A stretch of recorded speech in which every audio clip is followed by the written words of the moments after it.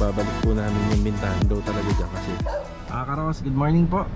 Good morning, welcome back po muli dito sa aming channel. Nandito po pala tayo sa may Wilcon. Yan, Wilcon na Tansa branch pa rin po ito eh. Pero bandang Naik na. Yan, bali kahapon hindi po kami nakabili ng cooktop ni Mrs. sa All Home sa may Vista Mall. So dito tayo bibili.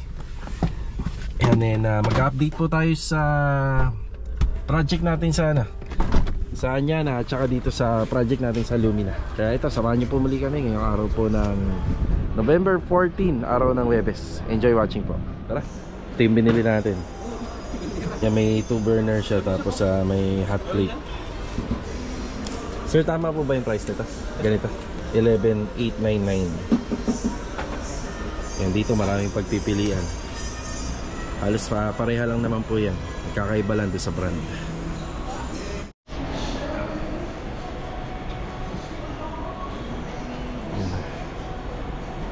Kompleto na, boss na. Ay, testing lang.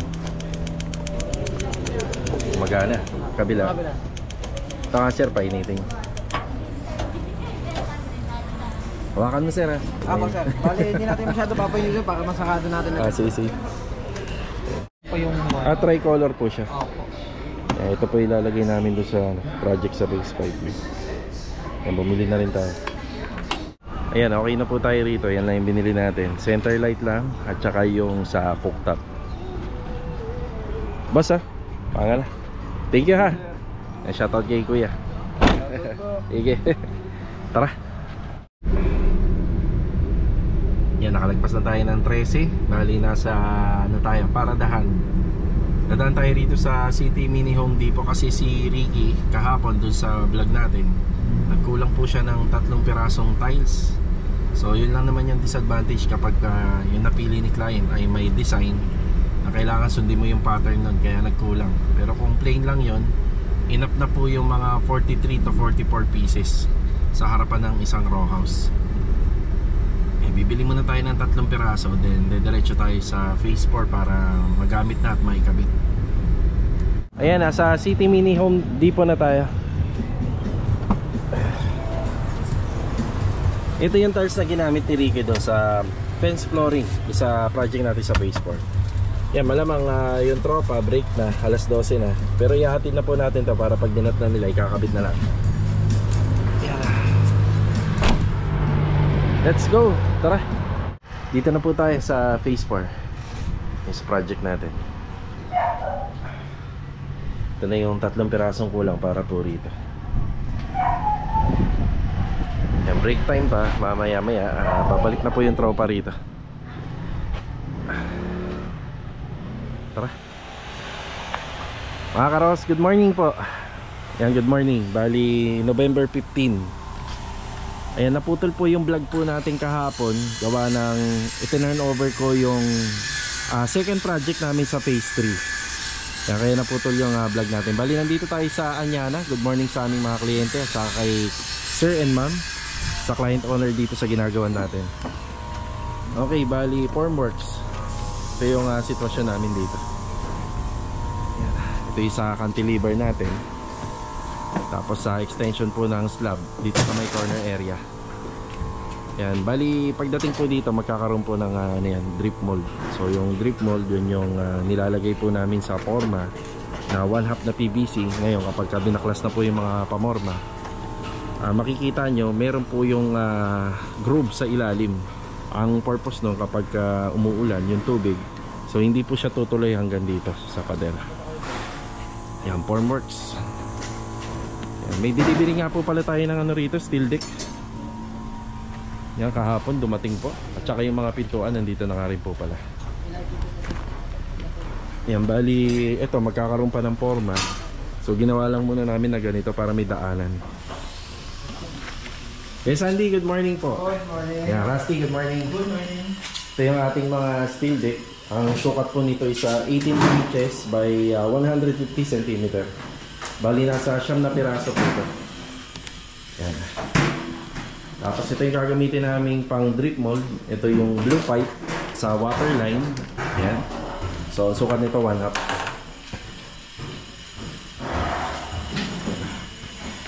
Tapos pinto at hamba galing po sa Wilcon, dumating na po. Ayan. Pinto at hamba. Ayan, bali 5 piraso po yan. 3 pintuan sa taas. Tapos sa TNB or CR, 2 pinto naman.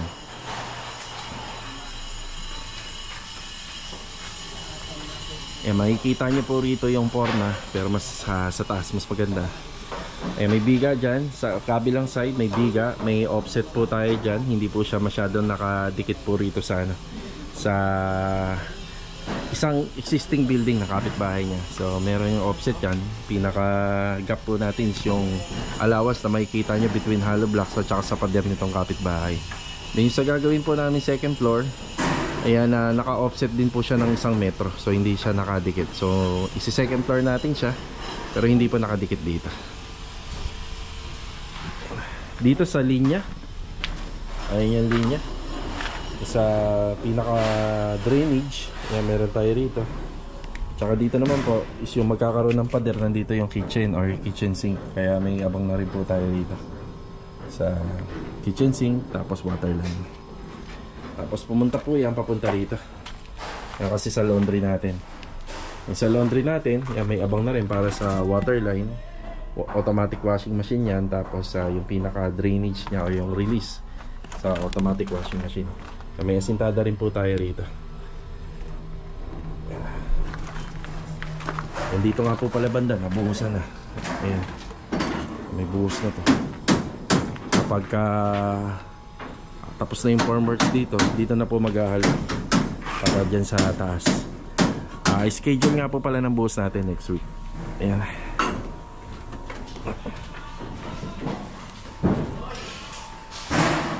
tayo sa taas.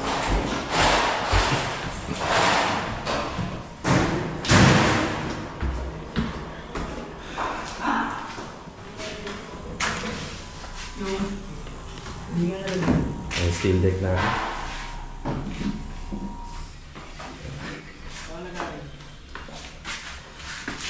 Kopya. Ayan, bating muna tayo. Ayan si Master Jojo. Morning. Good morning. Sino yun? Adonis, good morning. Good morning. Tsaka kay Kuya Boy, good morning po Kuya Boy. Ayan, ito na po yung sitwasyon dito. So sa biga natin, isa 16mm pa rin po. Ayan, 16mm. Ayan, biga natin 16mm. Then yung tie nya is ano po yan, 10mm po. Yung pinaka stirrups. So itong biga natin dito, diyan mapupunta yung asintada ng hollow blocks pataas. Yan, tapos ayun na po yung naka-offset natin na hindi na po didikit dito sa sa existing building. Is polycarbonate na lang po yan. Ito, polycarbonate. Yan o.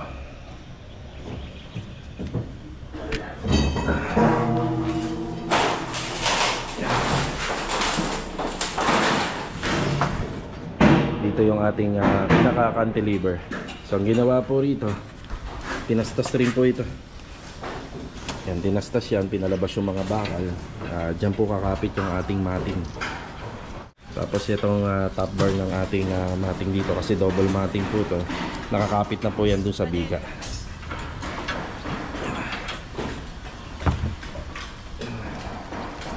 Baka nandyan, tignan mo dyan. Sa baba. Kapag nabuo po namin to, ito nakikita yung grills na to, yung design. Lilipat po yan papunta rito. Yan, mapuputol po to, then ma-adjust po papunta rito.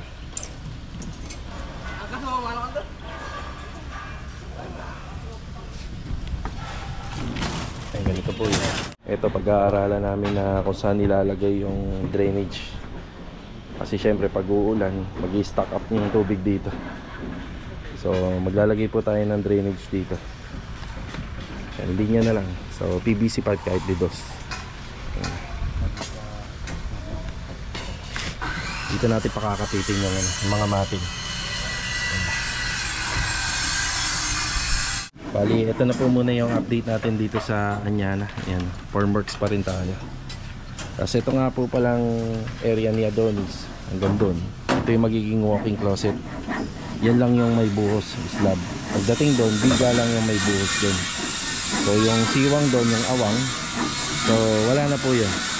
So wala na po siyang buhos. Yan na yung pinaka-disenyo niya. Kasi ito, mabubuhusan din po ito. Yan, medyo matagal lang po talaga sa formworks. Pero pagka natapos naman po ito, yan, solid na ito, dire-diretso na. Si Kuya Sandy yung taga-buo ng ating mga pamorma. Ito na muna yung update natin dito sa Anyana. Yung araw po ng Biyernes.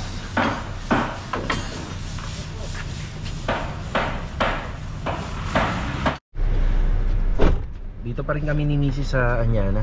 Ayan, bali meron po tayong pull out ngayon. Is yung 5 molded doors na binaklas po namin dito. So pati po yun is kailangan po ng pull out gate pass. So ipapa-pull out na po natin mamaya para po medyo lumuwag-luwag na po ron sa loob. Okay, bali kailangan nga pala nila Master Jojo at ni Kuya Boy ng additional na alambre pa. So bibili tayo ng isang rolyo pa ron. Yung kasama na po dun yung sa finishing na hanggang sa matapos po yung mga poste, yung biga. Tara.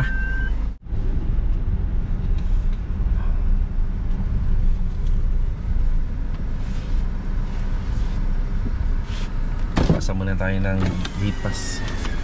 Chip, thank you, salamat. Tara. Ito yung pinakamalapit na hardware dito sa Anyana. Yan, bumili tayo ng 10 kilo ng alambre lang. Yan, 800 pesos. Tara.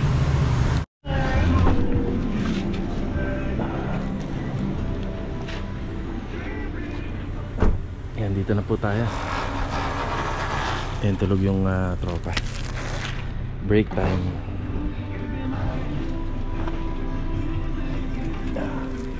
Alambre.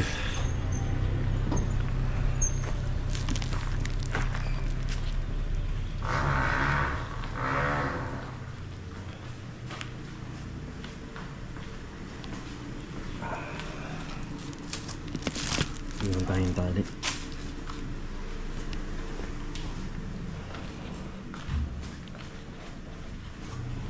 Yung iba sa second floor natutulog, yung iba dito sa owner.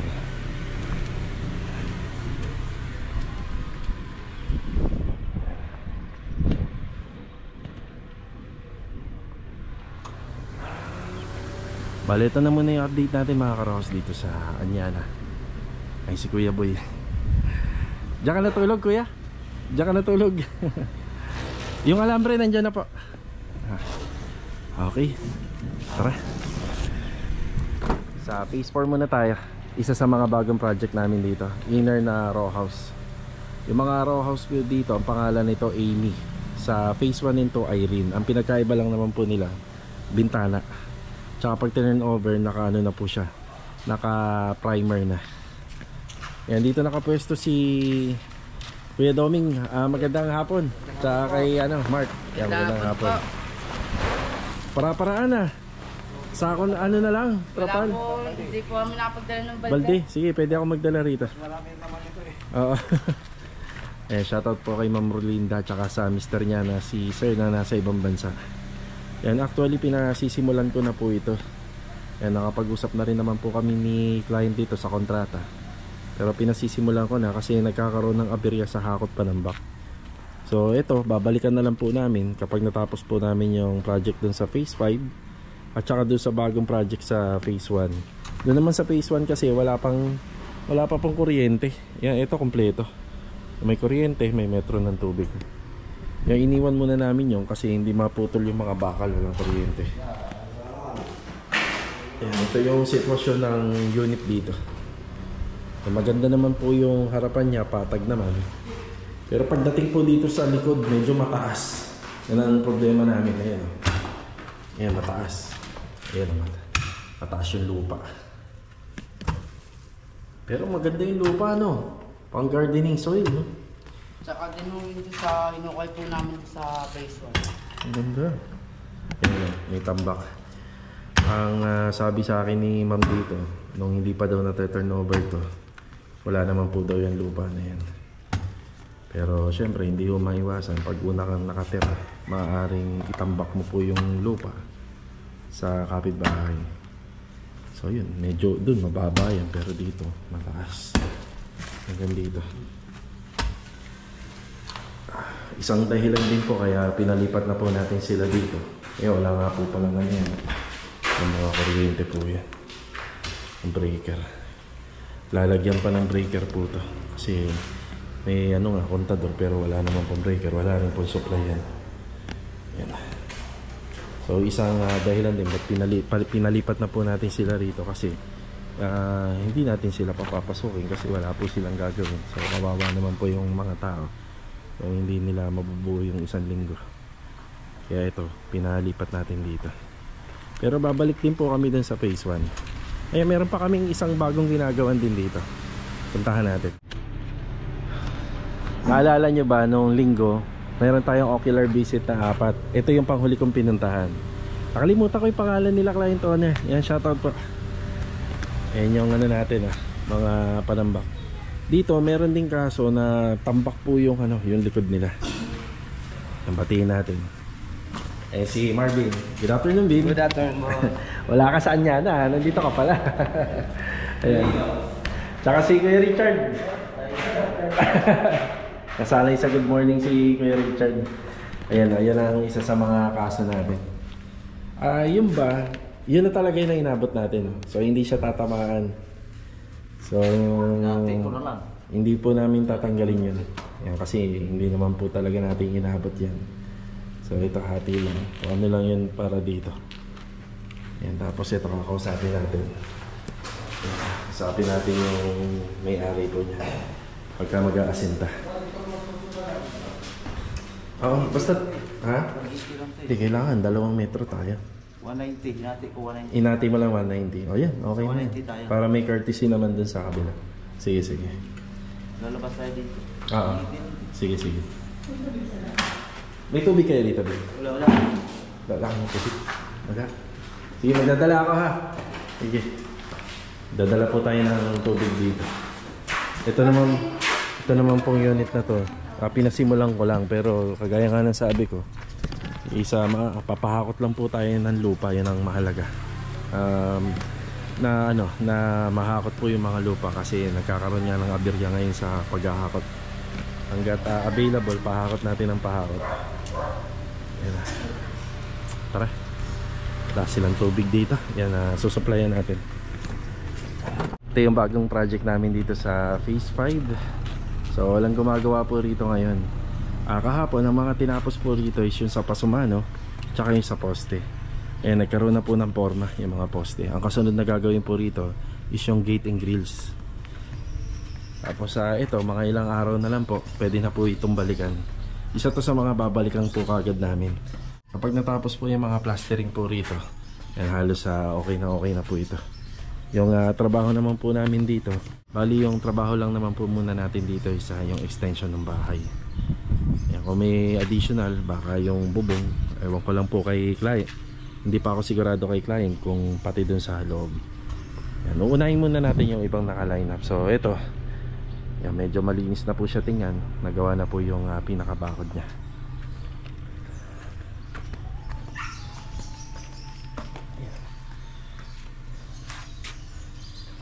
Kanto ng mga poste.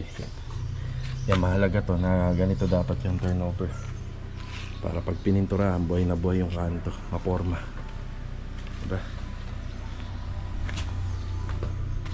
Yan. Medyo marami-rami pa yung gagawin dito. Yung huli, yung paglilinis na lang po nito, mga tambak. Yan yung mga gagawin po dyan. Tara. Dito po nakapwesto ngayon si Louie. Ayan, may sounds. Diyan siya sa hagdan. Nasa hagdan. Dali. Wala.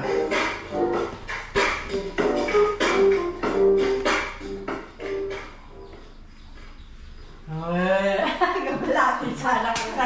Andyan. Ayan, dito po si Louie magtatrabaho. Yan, layout po nung hagdanan. So, tiles. Bali, ang gagamitin po sa riser, yung tiles po na nandito. Dahil sa steps, ito po. Yan. Dito ganun din. Yun, ganyan. Ito rin. Yan, para dyan. Ito lang. Manalang ito. Ito yung resibo na ano. Aircon? Pala, resibo ng aircon. May aircon na nga po pala sa taas nito. Tapos nagpa-order din po sila ng aircon para po dun sa isang kwarto. Window type. Ano, kukulangin na yan? Sige. Mga 4 na peraso.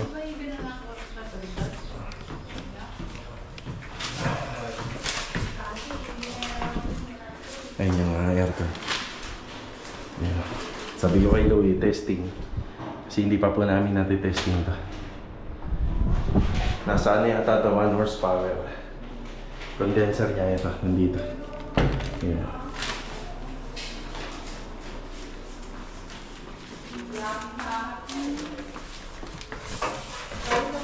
Hindi, 4 na piraso lang. May zero pa. Ito pa. Magamit pa ito. Walang pattern, matipid. Matipid pagka ganito. May pattern, magastos. Oo. O, diba? Tingnan mo. Sa peso, pa isa-isa ka ng ulang mo. Sabi mo, apat lang. Kasi pahabol ka naman isang peraso. Hindi ka nasama yung taas. Tignan mo. Ayun. Ito ba yung pa? Baka bilhin lang namin yung kulang. Pero bukas mo pa naman kailangan. Saka yung stick wheel. Stick wheel? Sige, sige. Adhesive. Wala na adhesive dito. Okay. Tara. 3 adhesive. Ayan, 3 adhesive yung nagagamit. Tapos 1 galon ng stick wheel. Nasa pastry tayo. Si Kuya Rigor. Good afternoon, Kuya Rigor. Good afternoon, boss. Pwede do. Good afternoon. Yeah, retouching na po sila rito sa labas. Kaya napansin ko lang, medyo kulay-kulay yung natin. Yung poste. So nagkamali ng panimpla. Dapat ganito yung kulay. Dark maroon. Yan, medyo light maroon to. Maroon pa rin siya pero medyo mapula-pula. Yan, pinapaano na po natin to. Pinapapinturahan na po natin. Yan, retouching na po yan lahat. Paint retouching. Nakasama po yung mga bakal po rito. Tapos dito naman, yan, pinapa-retouch pa po natin. Sobrang linis na po nito. Yan, napakalinis na. Napakalinis. Sige, sige. Salamat na kuya. Sige, sige. Tapos gagamitan namin yan ng acrylic emulsion. Yan, lahat po yan. Yung paligid kapag natapos. Tapos pinturahan. Yan, malayo talaga kuya. Yan, pinapaano po kagad natin. Pinaparemedyohan. Yan dito, may panambak na kagad tayo ng lupa. Isa to sa mga ipapaschedule natin kasi pinapakukaya na rin po natin to. Kay ma'am, nasa 4 na post ito pero nang napansin namin medyo maliit lang.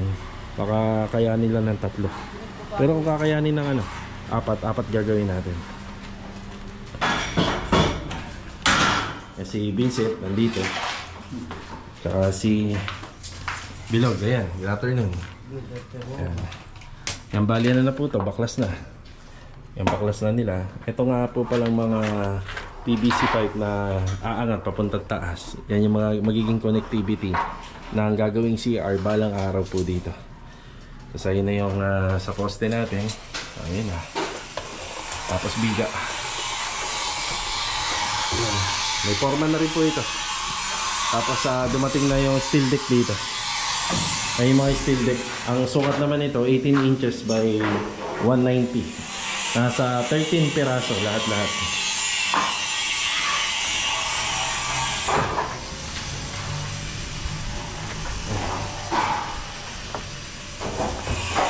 Tapos dumating na rin yung ibang mga karagdagan pa na kahoy na panukod. Madadagdagan pa po yun.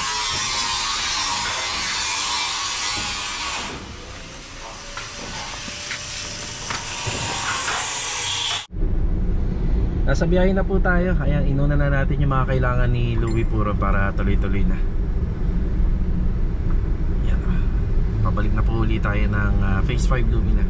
Kabili na ako ng tiles, stick wheel, tapos pina-deliver ko na lang po yung adhesive sa hardware papunta po ron. Ilang piraso lang naman po yun, nasa 3 bag lang. Yan, medyo hapon na. Dumaan tayo rito sa pesta ni Kuya Johnny sa paint center. Yung tinatrabaho namin doon sa phase 3, karagdagan na nga lang po yun, yung sa harapan ng bahay, yung retouching paint. So kay client pa po yung ano doon, yung materialis ng pintura. Ayan, 3,500 po. Thank you ha. Salamat po. Dala ko. Tara. Ayan na po yung tiles na binili natin dito. Yan, para dire-diretso na rin yung gawa dito. Ito yung tiles na gagamitin dyan. Sa steps. Maganda rin pala no? Pero mukha lang siyang hardiplex no? Ano? Pero maganda to pag natapos. Kasi litaw yung kanyang footsteps. Bumalik ako rito sa phase 3. After ko rito, pupunta na po ako dun sa phase 5. Meron tayong project dun na iniwan natin na nahinto. Ayan, Kuya Rigor, ayos na. Ayan yung kulay niya. Patong. Ilan? 5 patong yan. Ang hirap maglapit eh. Hindi kasi hindi naka-primer eh. Puro agricolor to. Kaya pala. Kaya punasa mo agad yung lumagpas sa saan pangalan niya? Mailbox. Ayan oh. Retouching na lang po to. Repainting. Bali ito yung kulay po ng beige na ginamit, tapos sa poste.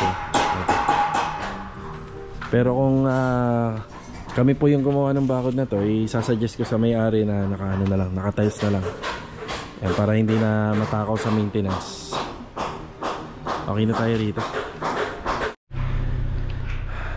Ito mga karaos, naalala nyo, meron din kaming project dito sa phase 5. Yan, bali naiwan po namin tong project na to dahil nagkaroon po ng konting violation. Yan, halos patapos na po sana to, pero pinapatigil po sa amin yung gawa po dito. Okay, ganito lang po kadali yun. Yung taas po kasi na yan, dating double window yan, yung sa baba. So ang laki po niyan is 120 by 90 cm. So pinalitan ko siya ng isang window kasi ang dahilan meron siyang CR sa taas. So tutumbukin niya po yung partition sa gitna po ng bintana. So walang kakapitan yung partition namin. So anong nangyari kaya ganyan. So pinahinto po kami ng gawa rito. Naunawa naman po natin kasi nakasalalay dito yung ng mga gwardiya. So sila po yung mapagagalitan dito kasi sila yung nag-rubing tapos nakalusot sa kanila yung ganito. Bali ang gagawin po namin dyan, kinausap na lang po namin yung mga guard na ang ibabalik po namin yung bintana, pero sisinsilin na lang po namin. Pwede naman daw yun, wala naman daw kaso, pero wala nang window talaga dyan kasi CR po yung sa taas nyan. So ito na yung improvement dito.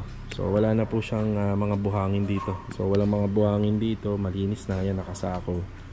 Bali sa kontrata, ito na lang po yan, rough finish yung mga poste, yung mga pader. Pipinturahan na lang po ito.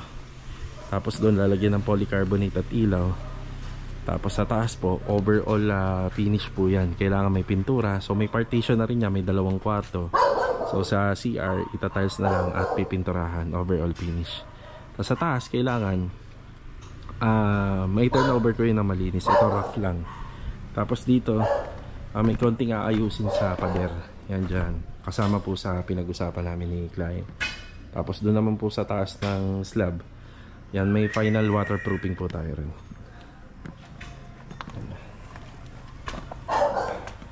Ay mga karos, kung bakit po siya nahinto, kung bakit nahinto namin yung project dito. Yan, may bill na po siya. Kunin natin. Yan, pipinturahan na lang po namin to. Yan, polycarbonate. Tapos na. Tapos kapag nagkaroon ng budget si ma'am, aside pa pala doon, ikakabit po yung mga linya. Yan, ikakabit yung mga linya pababa, then papalitadahan po. So magkakaroon ng parang tambol po doon pababa. Yan, kapag nagka-budget po si ma'am, saka po ipagpapatuloy yung finishing. Maganda rin po ito mga karos kapag natapos. Yan, tapos yung 4 na poste, may mga ilaw yan. Naka-ready na rin po. Kakabit na lang namin. Okay. Bali mga kalakas, hanggang dito na lang po muna yung vlog natin ngayong araw po. Yan, shoutout muna kay Sir Miro HK. Yan, God bless and always ingat po palagi. And shoutout na nga rin po pala doon sa mga nagko-comment sa first comment hanggang 5th comment po natin kapag nag-upload po tayo ng umaga. Yan, maraming salamat po muli sa walang sawa niyong suporta dito po sa aming channel. God bless. Ito, paalam po muna.